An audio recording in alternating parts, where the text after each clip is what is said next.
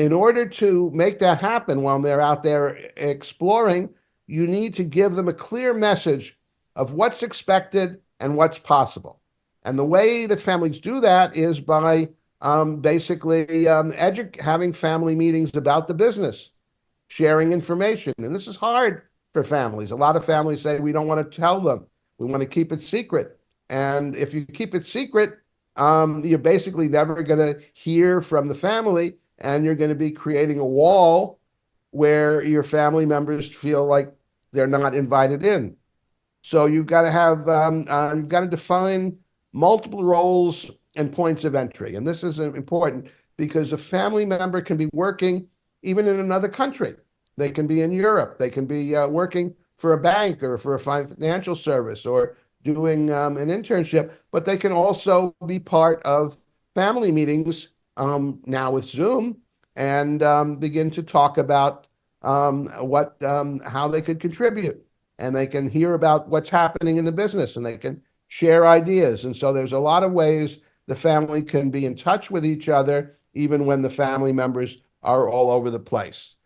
And families create a governance structure where they have something called a family council, which is a meeting, a group that does tasks for the family, creates family meetings, talks about the future, education, and there are family committees that are non-business oriented. They sometimes have an introductory seminar. They have a way of learning about the family business, an internship, a summer job. And some families go so far as to create what they call a junior board, where they get an intensive introduction to the family business or the family office. They get access to information. Even while they're working, they may be working for another family business. They may be doing something else. They may be getting an MBA in graduate school, but they have access, and they hear the challenges that the family is going for.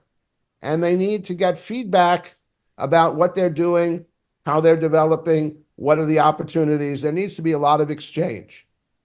So if you have a next generation, it isn't about thinking about who's going to take over the business. That's way in the future. As they grow up in their 20s and 30s, the next generation has to have the opportunity to explore outside, but also be learning about the family. And this is where a lot of families fall down, and they don't teach the next generation, and they don't invite the next generation, and they create a situation where they can lose their next generation. They can be working someplace and find a wonderful place, a wonderful career set up, and they've never heard from the family business, so they don't know it's an opportunity. And so the family is thinking about who's going to run the business, but they assume that the next generation wants to work for the family business, and they miss the fact that these people are outside, and there's a lot of wonderful things happening in the world, and there's a lot of wonderful places, and there's a lot of Then opportunity. there was a time I was having a chat with one family enterprise next generation and said that he would want to help the family business, but we want to be involved 20%, so 20/80 Mhm. in percentages. Right. And this is a challenge. So the families should stop assuming that everybody wants to come in, and I call it recruiting. They should show the family what the opportunity is. What does the family have available? What does the family offer them? What ideas do they have that the family can help them develop and improve? And there's really a place where there's opportunity rather than there's something that they're telling. So this is the climate that families have to create for the next generation.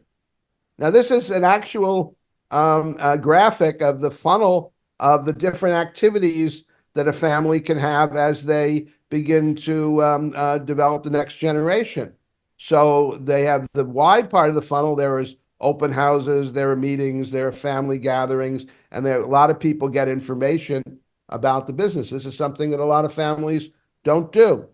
And then there are ways that people can get more involved in governance and things. And then there are internships, meetings, there's career guidance.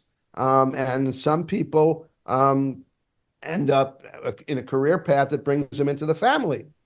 Other people do other things and they bring their ideas to the family. So there's a kind of a way in which everybody in the family has to learn and grow. So, kind of ending, there's a challenge in the family. The family is not a family. And one of the things I learned when I started my research is I said, well, tell me about your family. And the first person that I was interviewing said, well, what do you mean? I said, well, your family. And the person said, you don't understand. This is the fourth generation. We have many, many families if in our extended family. We have branches. We have 30, 40, 50 family households. And so I began to think about the family enterprise over generations as not a single family, but as a group of families that have different ways of seeing things. The older generations of the family is dispersed, lives in different places, often different countries. They are connected with a household and a kind of family branch, and they're different from each other. So some of them don't even know each other. They need to be invited to join. They need to develop their skills, but also they need to develop a reason why they would want to join the family. So the family has to develop its own mission and vision and say, here's what we're doing. Here's the wonderful opportunity that we can offer you in what our family does, starting new businesses, working for our legacy business, doing philanthropy together. Here are some things we can do, and you can decide to become part of it. And not only that, but you can begin to develop the vision. So here's what families are doing. They're first of all, families have to extended families over the generation has to have meetings. They have to have a place where people get together, get to know each other, and learn about the business and learn about each other and share things and talk about what they're doing. They have to learn the legacy. What does the business offer?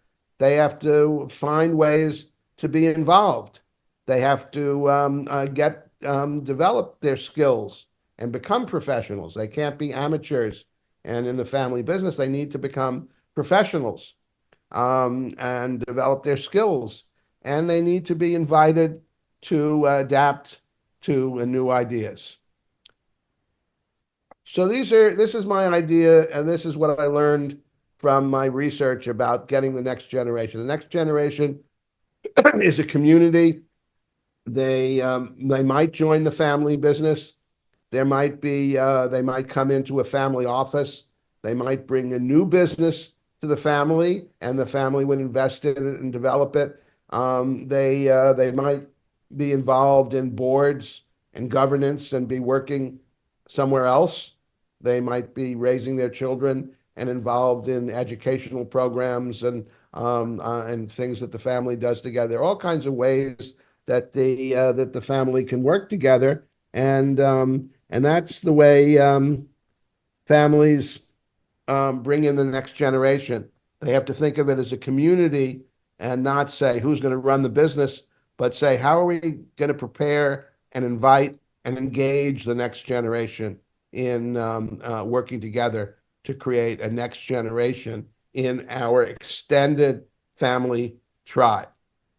So that's my message. Let's get a little, see if we have some questions or some things we want to Yeah. build on. You have questions, Dennis? Thank you very I'm sure much. you do. So, powerful presentation, amazing. So we've seen and you've discussed how there should be a support system from the family for the next generation. But my question is, do the next generation have a role to play themselves in getting involved? Say that again? So the next generation themselves, do they have a role to play in getting into the family enterprise system? Yes. So there's two ways. That one is the things that the family makes available to them, and the family share information, and in order to for things to be available, they have to mm, know what happened. So if the family says we're not going to tell you anything about the business and we're not going to share information, it's secret, then the person has no idea what's there.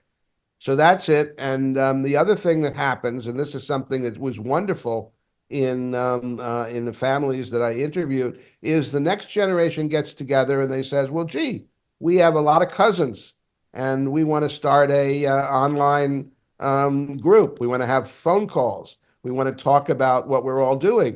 And so a lot of like third generation groups begin to get together just on their own, and they share ideas and they come up with, "Gee, we'd like to do this together, or we could do this, or the family could do this." And they bring ideas to the elder generation rather than wait and get told what to do. So there are all kinds of ways to do it.